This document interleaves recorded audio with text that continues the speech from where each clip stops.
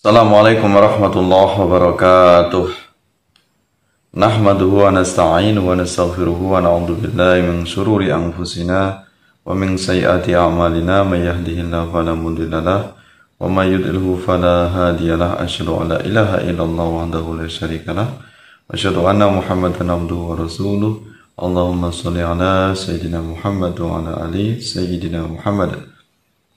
Para alim, para ulama, pemirsa, sahabat-sahabat semuanya, mudah-mudahan Anda selalu dalam lindungan Allah, dimanapun berada selalu dalam penjagaan Allah, sehat walafiat, sehat lahir dan batin. Mudah-mudahan segala aktivitasnya diberikan kelancaran, diberikan kemudahan oleh Allah Subhanahu wa Ta'ala. Pemirsa yang kami muliakan, kita lanjutkan kajian kita kembali, yaitu kajian Kristologi, menguak seputar tentang ajaran Kristen dalam rangka mencari kebenaran, mencari jejak-jejak kebenaran yang ada dalam kitab Injil. Nah, pada kesempatan ini kita akan membahas tentang bukti bahwasanya Yesus ini adalah seorang utusan. Dia bukan Tuhan, tapi dia adalah utusan. Ya, dia adalah Tuhan dan dia bukan Tuhan. Ya, beda antara Tuhan dengan Tuhan. Ya, Tuhan ini adalah julukan atau sapaan atau gelar kepada manusia. Sedangkan Allah ini adalah Tuhan. Ya. Nama Tuhan adalah Allah. Allah Subhanahu wa Ta'ala. Ya, nah di sini kita akan membahas bagaimana penjelasan dalam kitab Injil, baik itu kitab Injil Yohanes, Lukas, Markus maupun Matius. Ya, 4 kitab Injil ini yang menjadi referensi, menjadi rujukan bagi kaum Nasrani, ya, bagi saudara kita, saudara kaum Nasrani. Nah, ini jelas di sini bahwasanya Yesus ini adalah sebagai utusan Tuhan. Jadi Yesus tidak pernah mengklaim mengaku dirinya sebagai Tuhan. Dan memang seorang manusia utusan, maka dia tidak layak mengaku sebagai Tuhan. Jelas kalau dia mendapatkan utusan dari Tuhan, memberikan Allah mandat kepada Yesus atau kepada Nabi Isa, kemudian dia mengaku sebagai Tuhan, maka dia seorang pengkhianat karena tidak melaksanakan apa yang menjadi mandat atau perintah dari Tuhan. Nah, ini akan kita kaji secara seksama, secara detail tentang penjelasan bahwasanya Yesus sebagai utusan Tuhan. Jadi bukan Tuhan. Jadi antara utusan dengan Tuhan ini dua hal yang berbeda. Dalam kitab Yohanes pasal 5 ayat 30. Aku tidak dapat berbuat apa-apa dari diriku sendiri. Aku menghakimi sesuai dengan apa yang aku dengar, dan penghakimanku adil, sebab aku tidak menuruti kehendakku sendiri, melainkan kehendak Dia yang mengutus aku. Nah, ini dalam kitab Yohanes 5 ayat 30. Aku tidak dapat berbuat apa-apa dari diriku sendiri. Ini artinya bahwasanya Yesus ini tidak bisa melakukan hal apapun kecuali atas kehendak Allah Subhanahu wa Ta'ala. Aku menghakimi sesuai dengan apa yang aku dengar. Jadi Yesus ini membuat hukum, menghukumi sesuatu, menghukumi halal dan haram, ini sesuai dengan apa yang dia dengar. Artinya apa yang dia dengar dari Tuhan, ya, dari Allah. Dan penghakimanku adil, berarti dia adalah utusan Allah, tentu dia harus berlaku adil, tidak boleh menjadi pengkhianat, karena dia adalah hanya sekedar sebagai utusan Tuhan. Ya, sebab aku tidak menuruti kehendakku sendiri. Jadi yang namanya Rasul atau Nabi ini tidak boleh sekehendaknya sendiri. Memutuskan sesuatu harus sesuai dengan apa yang dikehendaki oleh Allah Subhanahu wa Ta'ala.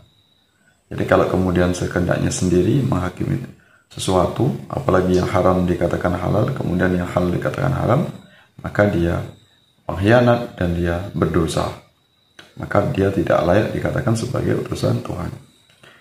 Melainkan kehendak dia yang mengutus aku. Jadi melainkan kehendak Allah, ya, kehendak Bapa yang mengutus aku, berarti yang mengutus Yesus. Artinya Yesus harus tunduk dan patuh apa yang menjadi perintah Tuhan, apa yang menjadi perintah Allah. Kemudian dalam kitab Lukas pasal 10 ayat 16, barang siapa mendengarkan kamu, ia mendengarkan aku, dan barang siapa menolak kamu, ia menolak aku, dan barang siapa menolak aku, ia menolak dia yang mengutus aku. Nah, ini bahasanya yang mungkin agak sulit untuk dicerna. Bagi orang yang kemampuannya rendah literasinya, tentu ini memahami akan salah paham, sehingga tertukar-tukar atau mungkin salah paham sehingga menyatakan bahwasanya Yesus ini sama dengan Tuhan. Ya. Nah, ini kita kaji bersama. Barang siapa mendengarkan kamu, maksudnya ini Allah mengatakan kepada Yesus, barang siapa mendengarkan kamu, mendengarkan Yesus maksudnya ia mendengarkan aku, berarti dia sama halnya mendengarkan Allah.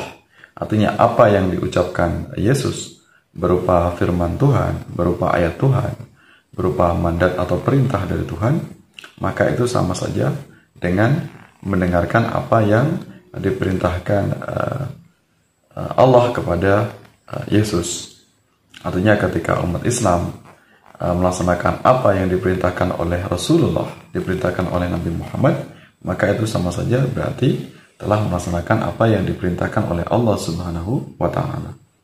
Dan barang siapa menolak kamu, maksudnya Allah berkata menolak Yesus sebagai utusan Tuhan, ia menolak aku, sama halnya berarti dia adalah menolak Allah, karena dia adalah hamba Allah yang harus tunduk dan patuh mewakili apa yang diperintahkan oleh Allah. Dan barang siapa menolak aku, maksudnya barang siapa menolak Yesus, maksudnya adalah mengingkari apa yang dikatakan oleh Yesus, ia menolak dia. Berarti orang tersebut itu sama halnya seperti menolak Allah yang mengutus aku, yang mengutus Yesus tadi. Berarti siapapun yang mengingkari apa yang diperintahkan oleh Yesus, berarti sama halnya dia sudah mengingkari apa yang difirmankan oleh Allah Subhanahu wa Ta'ala kepada Yesus. Kemudian dalam kitab Markus pasal 9 ayat 37, siapa menyambut seorang anak seperti ini dalam namaku, ia menyambut aku, dan barang siapa menyambut aku, bukan aku yang disambutnya, tetapi dia yang mengutus aku. Nah, ini juga dengan bahasa yang tidak mudah untuk dicerna, tapi kalau kita uraikan satu persatu maka ini akan jelas nampak siapa Tuhan dan siapa Yesus. Ya, siapa menyambut seorang anak seperti ini dalam namaku, maksudnya di sini adalah siapa yang menyambut segala apa yang dikatakan oleh Yesus. Artinya orang tersebut atau umat Yesus tersebut menerima ajakan yang disampaikan oleh Yesus, menerima perintah atau risalah atau nubuah dari Yesus, ya, dalam namaku, berarti dalam nama Allah. Yang menyambut aku, berarti sama halnya dia sudah melaksanakan apa yang diperintahkan oleh Allah. Karena Yesus ini hamba Allah dan dia juga adalah seorang utusan yang maka umat Yesus ini harus mendengarkan utusan Tuhan tadi, yaitu Yesus.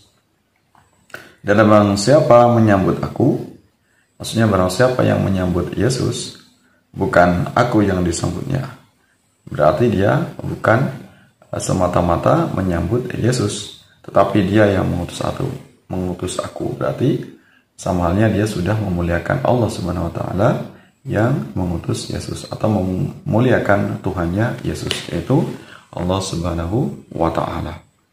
Ya, ini jelas nampak di sini berbeda antara aku sebagai Yesus dan aku sebagai Allah. Ya, walaupun sama-sama menyebut aku, namun di sini ada dua hal yang berbeda. Ada dua aku yang memiliki hal yang berbeda. Satu aku adalah sebagai Tuhan, satu aku ini adalah posisi dia adalah Yesus, utusan Tuhan. Ya. Kemudian dalam kitab Markus pasal 10 ayat 40.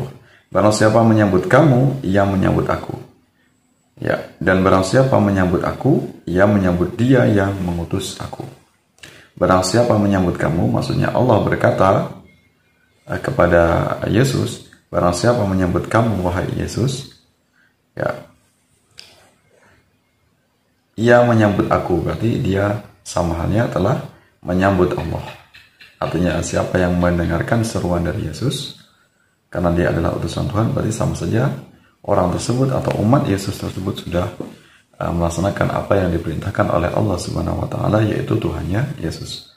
Dan barang siapa menyambut aku, ya, ia menyambut dia. Barang siapa yang menyambut Yesus, berarti sama halnya dia sudah menyambut Allah Subhanahu wa taala. Berarti sudah mendengarkan, berarti sudah melaksanakan apa yang diperintahkan oleh Allah Subhanahu wa taala kepada Yesus. Ia menyambut dia yang mengutus aku. Ia sudah melaksanakan perintah Allah Subhanahu wa taala sebagaimana yang diucapkan oleh Yesus sebagai mandataris Allah atau sebagai utusan Allah. Nah, kalimat-kalimat yang rancu inilah yang kemudian kelompok atau saudara kita, saudara Nasrani ini sehingga salah paham, sulit membedakan mana Tuhan, mana Tuhan. Tuhan ini jelas ini adalah bersifat personifikasi, yaitu bersifat sebagai manusia. Sedangkan Tuhan ini jelas adalah Allah Subhanahu wa taala. Ya, dua entitas yang berbeda. Nah, kemudian ada istilah-istilah lain seperti aku tadi, mana aku yang di situ adalah dia adalah Allah, Tuhannya Yesus, dan mana aku di sini adalah Yesus itu sendiri yang dia adalah mewakili dari apa yang diperintahkan Yesus kepada diperintahkan Allah kepada Yesus, kemudian Yesus menyampaikan kepada kaumnya atau kepada umatnya. Mudah-mudahan bermanfaat, mudah-mudahan bisa dipahami. Nah, dari keempat Injil tersebut, baik Yohanes, Lukas, Markus, Matius, di sini sama sekali tidak ada satupun dijumpai Yesus mengaku sebagai Tuhan. Ya, nah ini juga pertanyaan kepada saudara kita kaum Nasrani, di ayat atau pasal berapa yang gamblang atau menjelaskan bahasanya Yesus ini sebagai Tuhan. Ya, akan kita kaji bersama-sama. Sama-sama kita mencari kebenaran dari datang manapun. Ya, kita terima kebenaran itu, maka kita tidak boleh menolak kebenaran itu jika memang kebenaran itu telah datang. Mudah-mudahan saudaraku kaum muslim senantiasa berpegang teguh terhadap ajaran Islam, ya, semakin meningkatkan keimanan dan ketakwaan Allah Subhanahu wa taala. Kemudian saudaraku yang Nasrani tetap mencari kebenaran, walaupun Anda berbeda dengan kami, tetaplah Anda adalah saudara kami, dan kami tidak akan mencela, menghina ajaran Anda walaupun berbeda dengan kami.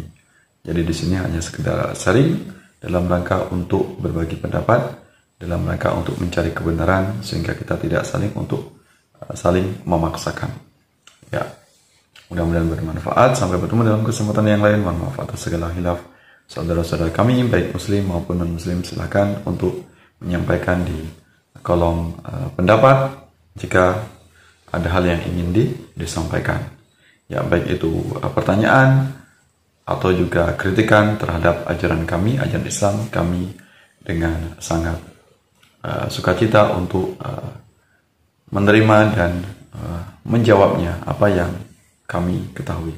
Wallahu a'lam bishawab. Wallahu muwaffiq ila aqwamit thoriq. Wassalamualaikum warahmatullahi wabarakatuh.